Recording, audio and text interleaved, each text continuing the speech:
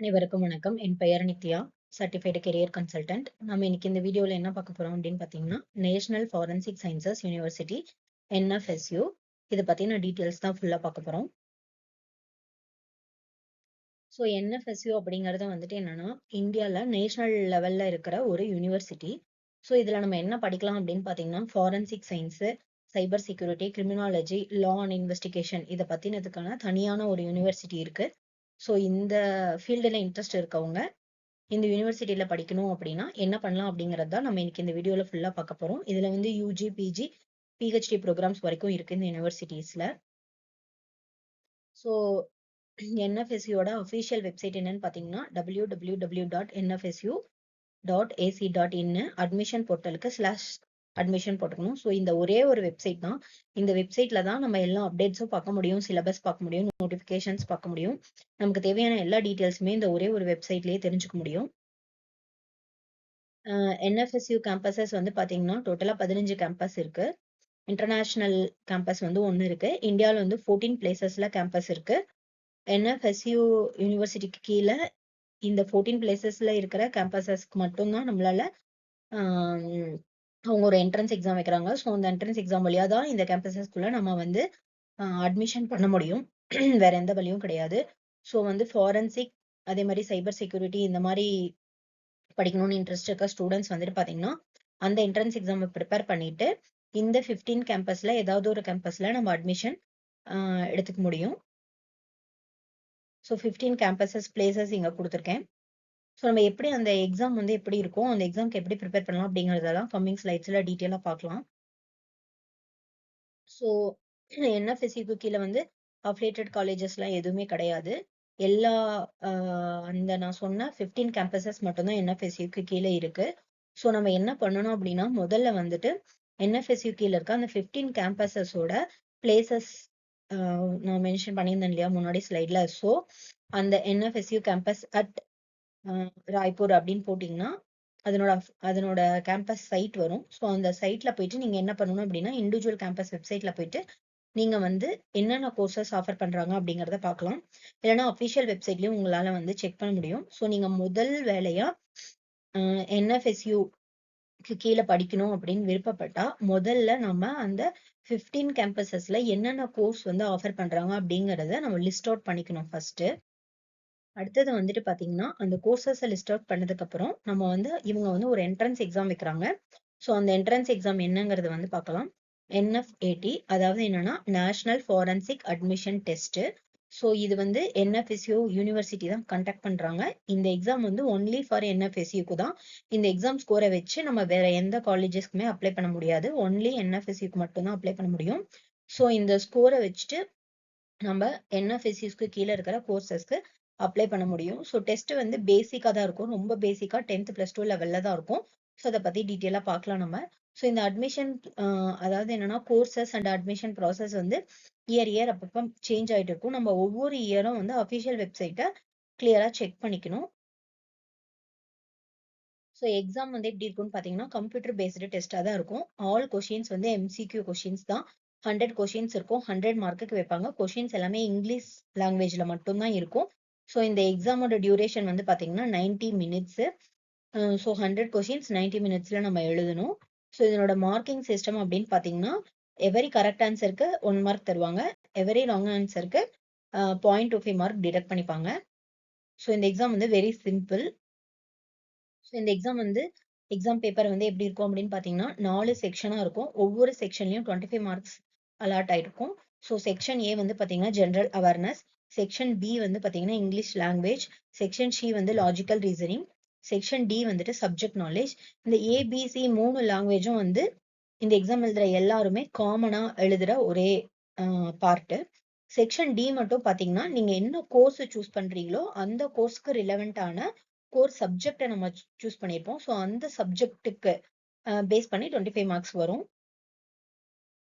So இதனோட overall syllabus வந்து நான் கொடுத்துருக்கேன். ஸோ இதனோட டீட்டெயில்டு சிலபஸ் வந்து நீங்க எங்க போய் செக் பண்ணலாம் அப்படின்னு பாத்தீங்கன்னா, அஃபிஷியல் வெப்சைட்குள்ள போயிட்டு ப்ரோக்ராம் டீட்டெயில்ஸ் அப்படிங்கிற ஒரு செக்ஷன் இருக்கும். ஸோ அதுல போனீங்கன்னா உங்களால பார்க்க முடியும். அப்படி இல்லைன்னா நோட்டிபிகேஷன் வந்துச்சு அப்படின்னா அந்த நோட்டிபிகேஷன்லயே நமக்கு வந்து சிலபஸ் வந்து மென்ஷன் பண்ணியிருப்பாங்க. நம்ம வந்து செக் பண்ணிக்கலாம். ஸோ அந்த சப்ஜெக்ட் சொன்னேன் இல்லையா, செக்ஷன் டி வந்து சப்ஜெக்ட். ஸோ அந்த சப்ஜெக்ட் வந்து எப்படி இருக்கும்னா, நம்ம +2ல சூஸ் பண்ண சப்ஜெக்ட் பேஸ்ல தான் இருக்கும். ஸோ சப்ஜெக்டோட லிஸ்ட் இருக்கும். நம்ம அதை பேஸ் பண்ணி நம்ம சிலபஸ்ல இருந்து நம்ம என்ன கோர்ஸோ, அதாவது நம்ம என்ன கோர்ஸ் வந்து சூஸ் பண்ண போறோமோ அந்த கோர்ஸ்க்கு ரிலேட்டடான சப்ஜெக்ட். அப்ப நம்ம என்ன பண்ணணும், முதல்ல கோர்ஸ் என்னன்னு சூஸ் பண்ணணும். அதுக்கப்புறம் அந்த கோர்ஸுக்கு எலிஜிபிள் சப்ஜெக்ட் என்ன. ஸோ இப்ப வந்து நம்ம என்னன்னா, இந்த NF80 எழுதுறதுக்கான எஜுகேஷனல் குவாலிஃபிகேஷன் என்ன அப்படின்னு நம்ம பார்க்க வந்தோம் அப்படின்னா, மற்ற எக்ஸாம்ஸ் மாதிரி இல்லாம இதுல வந்து இண்டிவிஜுவல் கோர்ஸ்க்கு வந்து எலிஜிபிலிட்டி இருக்கும். ஸோ கோர்ஸ்க்கு தகுந்த மாதிரி நம்ம +1 +2ல ஸ்ட்ரீம் வந்து சூஸ் பண்ணியிருக்கணும். ஸோ அதை வந்து நம்ம கோர்ஸை சூஸ் பண்ணாதான் நம்ம செக் பண்ண முடியும். ஸோ இது எல்லாமே நம்ம எங்க பார்க்கணும் அப்படின்னா, அந்த கேம்பஸஸோட அஃபிஷியல் வெப்சைட்ல கோர்ஸ்ல எஜுகேஷனல் எலிஜிபிலிட்டி கொடுத்துருப்பாங்க. ஸோ நம்ம அங்கதான் நம்ம செக் பண்ணிக்கணும். ஸோ மோஸ்ட்லி ஃபாரன்சிக் படிக்கணும் அப்படிங்கிறவங்க வந்துட்டு சயின்ஸ் ஸ்ட்ரீம், அதாவது பிசிக்ஸ், கெமிஸ்ட்ரி, பயாலஜி, மேத்ஸ் இதை வந்து படிச்சிருந்தாங்கன்னா அவங்க வந்து சூஸ் பண்ணலாம். அதே மாதிரி பாத்தீங்கன்னா, இதனோட மாடல் கொஸ்டின் பேப்பர்ஸ் எப்படி இருக்கும் அப்படின்னு நமக்கு தெரியணும் அப்படின்னு நினைச்சீங்கன்னா, நீங்க அதே அஃபிஷியல் வெப்சைட் நான் சொன்ன அந்த ஒரே ஒரு அஃபிஷியல் வெப்சைட் தான் nfsu.ac.in. அதுல போயிட்டு நீங்க வந்து இதெல்லாம் செக் பண்ணிக்கலாம். அதாவது sample papers, previous year papers, mark test எல்லாமே அதுல கிடைக்கும் நமக்கு. ஸோ அது வந்து எப்படின்னா, நோட்டிபிகேஷன் வந்ததுக்கு அப்புறம் தான் நம்மளால பார்க்க முடியும். அதே மாதிரி கவுன்சிலிங் ப்ராசஸ் எப்படி இருக்கும் அப்படின்னு பாத்தீங்கன்னா, முதல்ல வந்து நம்ம நோட்டிபிகேஷன் வந்ததுக்கு அப்புறம் எக்ஸாமுக்கு ரெஜிஸ்டர் பண்ணிடணும். ஸோ எக்ஸாமுக்கு ரெஜிஸ்டர் பண்ணும் போதே நம்ம என்ன சூஸ் பண்ணிருக்கணும், என்ன கோர்ஸ் படிக்க போறோம்னு சூஸ் பண்ணிருக்கணும். ஏன்னா அதை பொறுத்து தான் நம்ம செக்ஷன் டியோட சப்ஜெக்ட் வந்து சூஸ் பண்ணிருப்போம். அதுக்கப்புறம் எக்ஸாம் எழுதணும். எக்ஸாம் எழுதணும்னே பாத்தீங்கன்னா, நமக்கு வந்து ரிசல்ட் வந்தோடனே ஸ்கோர் கார்டு கொடுத்துருவாங்க. ஸோ ஸ்கோர் கார்டு கொடுத்த உடனே நமக்கு நம்ம என்ன பண்ணணும், அந்த மார்க்கை வச்சுட்டு கவுன்சிலிங்க்கு அப்ளை பண்ணணும். அதாவது கேம்பஸஸ்க்கு கவுன்சிலிங்க்கு NFSUக்கு அப்ளை பண்ணணும். ஸோ அப்ப வந்து அவங்க சாய்ஸ் ஃபில்லிங் தான். கவுன்சிலிங் வந்து இன்ஜினியரிங் கவுன்சிலிங் மாதிரி சாய்ஸ் ஃபில்லிங் தான். ஸோ சாய்ஸ் ஃபில்லிங் நம்ம அப்ளை பண்ணி முடிச்சதுக்கு அப்புறம் அவங்க மெரிட் டெஸ்ட் ப்ரிப்பேர் பண்ணி சென்ட் பண்ணுவாங்க. ஸோ அதுல கவுன்சிலிங் நடக்கும். அதை பேஸ் பண்ணி 2 to 3 ரவுண்ட்ஸ் இருக்கும். ஸோ நமக்கு கிடைச்சிச்சு அப்படின்னா சீட் அலாட் பண்ணிட்டு அதுக்கப்புறம் டாக்குமெண்ட் வெரிஃபிகேஷன் கூடுவாங்க. அதுக்கப்புறம் அட்மிஷன் கன்ஃபார்ம் பண்ணிடுவாங்க. So very simple process. நம்ம இந்த எக்ஸாம் வந்து வெரி வெரி சிம்பிள் எக்ஸாம். நம்ம வந்து ஈஸியா கிராக் பண்ண முடியும். ஏன்னா சப்ஜெக்ட்ல இருந்து 25 மார்க்ஸ் தான் வரும். 25 கொஸ்டின்ஸ் தான் இருக்கும். இங்கிலீஷ்ல இருந்து 25 questions, general knowledge 25 questions, logical reasoning 25 questions நம்ம ஈஸியா ஸ்கோர் பண்ண முடியும். அதே மாதிரி நெகட்டிவ் மார்க் வந்து ரொம்ப கம்மி, -0.25 தான் மத்த எக்ஸாமை கம்பேர் பண்ணும்போது. ஸோ ரொம்ப ஈஸி இந்த எக்ஸாம். அதே மாதிரி இதனோட டைம்லைன் வந்து இங்க கொடுத்துருக்க டைம்லைன் வந்து நான் அப்ராக்சிமேட்டா தான் கொடுத்துருக்கேன். ஸோ இது வந்து நீங்க எப்பயுமே அஃபிஷியல் வெப்சைட்ல செக் பண்ணிக்கணும். ஸோ இது வந்து சேஞ்ச் ஆயிட்டே இருக்கும். அதே மாதிரி பாத்தீங்கன்னா, இந்த எக்ஸாம் எழுதுறதுக்கான ஏஜ் லிமிட் என்னன்னு பாத்தீங்கன்னா, நோ ஏஜ் லிமிட். ஸோ இந்த எக்ஸாம் வந்துட்டு நம்ம ரிப்பீட் பண்ணிட்டே இருக்கலாம் எவ்ரி இயர். அதே மாதிரி நம்ம வந்து ஃபாரன்சிக் கோர்ஸ் வேணும்னா சயின்ஸ் பேக்ரவுண்ட் படிச்சிருக்கணும் கண்டிப்பா. அட்மிஷன் வந்து கண்டிப்பா என்ட்ரன்ஸ் எக்ஸாம், மெரிட் லிஸ்ட், அதுக்கப்புறம் ரிசர்வேஷன் ரூல்ஸ் பேஸ் பண்ணியும் அட்மிஷன்ஸ் வந்து இருக்கும். ஸோ நமக்கு வந்து அந்த கவுன்சிலிங் மெரிட் லிஸ்ட் வந்ததுக்கு அப்புறம் கவுன்சிலிங் கூப்பிடும்போது நமக்கு ரிசர்வேஷன் ரூல்ஸும் கவுன்சிலிங்ல அப்ளிகபிள் ஆகும். அதுக்கப்புறம் பாத்தீங்கன்னா, மெயினா நம்ம இந்த NFSU, NF80 இந்த என்ட்ரன்ஸ் எக்ஸாம பத்தி தெரிஞ்சுக்க வேண்டிய விஷயங்கள் என்ன அப்படின்னா, நம்ம முதல்ல கேம்பஸ் வெப்சைட் விசிட் பண்ணிட்டு, அந்த கேம்பஸ் வெப்சைட்ல வந்துட்டு அஃபிஷியல் சிலபஸ் எடுத்துக்கணும். அதே மாதிரி வந்து பார்த்தோன்னா, எக்ஸாம் பேட்டர்ன் இது எல்லாத்தையும் வந்து நம்ம செக் பண்ணணும். அதுக்கு வந்து எங்க போய் செக் பண்ணலாம் அப்படின்னு பார்த்தீங்கன்னா, ப்ரோக்ராம் டீட்டெயில்ஸ் அப்படின்னு ஒரு செக்ஷன் இருக்கும். ஸோ அதுல வந்து சிலபஸ் செக்ஷன் அப்படிங்கிறது இருக்கும் அஃபிஷியல் வெப்சைட்ல. அப்படி இல்லன்னா NF80 டெஸ்ட் இன்ஃபர்மேஷன் PDF அப்படிங்கிறது என்னன்னா, நோட்டிஃபிகேஷன் வந்த உடனே நம்மளால இந்த மாதிரி ஒரு அஃபிஷியல் வெப்சைட்ல நோட்டிஃபிகேஷன் இதுல NF80 டெஸ்ட் இன்ஃபர்மேஷன் PDFன்னு நம்மளால ஒரு செக்ஷன் வந்து இருக்கும். ஸோ அதுல வந்து நோட்டிஃபிகேஷன் தான் இருக்கும். ஸோ அதுல வந்து டீட்டெயில்டா எல்லாமே குடுத்திருப்பாங்க. ஸோ நம்ம என்ன பண்ணணும், என்ன கோர்ஸ் அப்படிங்கிறத டிசைட் பண்ணிட்டு, அந்த கோர் சப்ஜெக்ட்ட சூஸ் பண்ணிட்டு, ஸோ அந்த சிலபஸ் என்ன, இப்ப பிசிக்ஸ் அப்படின்னா பிசிக்ஸ்க்கு என்ன சிலபஸ், கெமிஸ்ட்ரி அப்படின்னா கெமிஸ்ட்ரிக்கு என்ன சிலபஸ் அப்படிங்கிறத நம்ம அஃபிஷியல் வெப்சைட்ல இருந்து எடுத்துட்டு, ஏன்னா வந்து செக்ஷன் A, B, C 3மே வந்து நமக்கு சேம். ஸோ அதுக்கான சிலபஸ் வந்து நம்ம வந்து ஈஸியா ஐடென்டிஃபை பண்ணிக்க முடியும். எடுத்துக்க முடியும். ஸோ இந்த பிசிக்ஸ், கெமிஸ்ட்ரி, பயாலஜி அப்படின்னு தனித்தனி சப்ஜெக்ட் இருக்குல்ல. ஸோ அதனோட சிலபஸ நம்ம அஃபிஷியல் வெப்சைட்ல இருந்து எடுத்துட்டு, அந்த சிலபஸ ப்ரிப்பேர் பண்ணி அதுக்கு மட்டும் எக்ஸாம் எழுதணும். ஸோ மத்த சப்ஜெக்ட்ஸ் எல்லாம் நம்ம படிக்க தேவையில்ல. நம்ம என்ன கோர்ஸ் சூஸ் பண்ணணுமோ அதுக்கு ரிலேட்டடான சப்ஜெக்ட் சிலபஸ் எடுத்து படிச்சா போதும். அப்புறமே பாத்தீங்கன்னா, இந்த கோர்ஸ் செலக்ஷனுக்கு வந்து எ அ என்ன பண்ணலாம் அப்படின்னா, ஸோ சப்ஜெக்ட் நாலேட்ஜ் வந்து நமக்கு ரொம்ப முக்கியம். ஸோ ஒவ்வொரு கோர்ஸும் டிஃபரெண்ட் சிலபஸ் வந்து ஃப்ரேம் பண்ணியிருக்கோம். அதாவது எலிஜிபிலிட்டி இருக்கும். ஸோ நம்ம கோர்சஸ் வந்து சூஸ் பண்ணும்போது, இப்ப பிசிக்ஸ், கெமிஸ்ட்ரி, பயாலஜி சூஸ் பண்றோம் அப்படின்னா, இப்ப பிசிக்ஸ், கெமிஸ்ட்ரி இருக்கு, பயாலஜி இருக்குன்னா, அது வந்து காமனா வேற கோர்ஸ்க்கு வருதா அப்படின்னு செக் பண்ணி, மோஸ்ட்லி நீங்க வந்து கிடைக்காது, இந்த பர்ட்டிகுலர் கோர்ஸ் கிடைக்காது அப்படின்னு ஃபீல் பண்ணீங்க அப்படின்னா, நீங்க என்ன பண்ணலாம்னா, காமனா இருக்க சப்ஜெக்ட் ஏதாவது சூஸ் பண்ணிட்டு ப்ரிப்பேர் பண்ணி, அந்த சப்ஜெக்ட்ட வச்சு எக்ஸாம் எழுதிரலாம். அதுக்கப்புறம் நீங்க வந்து கவுன்சிலிங் அப்ப 2, 3 கோர்ஸஸ்க்கு அப்ளை பண்ண முடியும். பட் ஏதாவது ஒரு கோர்ஸஸ்க்கு தான் நமக்கு வந்து அலாட்மெண்ட் ஆர்டர் தருவாங்க. ஸோ இது வந்து என்னன்னா, நமக்கு நம்ம வந்து சப்ஜெக்ட் சூஸ் பண்ணும்போது, அந்த சப்ஜெக்ட் வந்து 2, 3 கோர்ஸ்க்கு காமனா இருக்க மாரி சூஸ் பண்ணிக்கிட்டோம் அப்படின்னா, நமக்கு வந்து ஈஸியா இருக்கும்.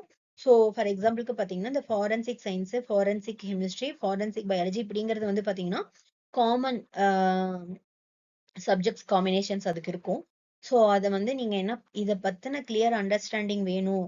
இது நம்ம பார்க்கணும் அப்படின்னா, நீங்க வந்து என்ன பண்ணணும்னா, கண்டிப்பா கேம்பஸ்குள்ள போயிட்டு கோர்ஸ் தான் ஃபர்ஸ்ட் சூஸ் பண்ணணும். கோர்ஸ்ல இருக்க சப்ஜெக்ட் பார்க்கணும். ஸோ சிமிலர் சப்ஜெக்ட் இருக்குன்னா, அத எடுத்துக்கிட்டு நம்ம ப்ரிப்பேர் பண்ணி எக்ஸாம் வந்து எழுதணும். ஸோ கோர்ஸ் தான் ரொம்ப முக்கியம் இங்க. நம்ம என்ன படிக்க போறோம் அப்படிங்கிறது தான்.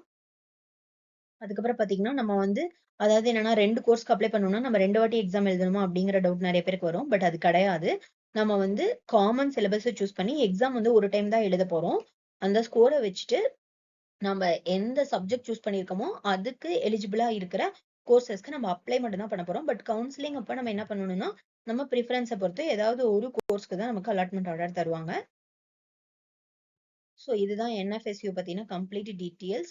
ஸோ ஃபாரன்சிக் படிக்கணும், இந்த கிரிமினாலஜி படிக்கணும், இந்த மாரி வந்து ரொம்ப இன்ட்ரெஸ்ட் இருக்க ஸ்டூடண்ட்ஸ் வந்துட்டு டிஃப்ரெண்ட்டா நான் ஏதாவது படிக்கணும், எல்லாரும் படிக்கிறதே படிக்க வேண்டாம், எனக்கு வித்தியாசமா நான் ஏதாவது படிக்கணும் அப்படின்னு நினைக்கிற ஸ்டூடண்ட்ஸ் வந்து இத கண்டிப்பா ட்ரை பண்ணலாம். ஏன்னா இது வந்து நல்ல ஹோப் இருக்க ஒரு ஃபீல்டு. அது மட்டும் இல்ல, இது வந்து ஈஸியா இந்த எக்ஸாம் வந்து என்ட்ரன்ஸ் எக்ஸாம் வந்து கிராக் பண்ணிரலாம்.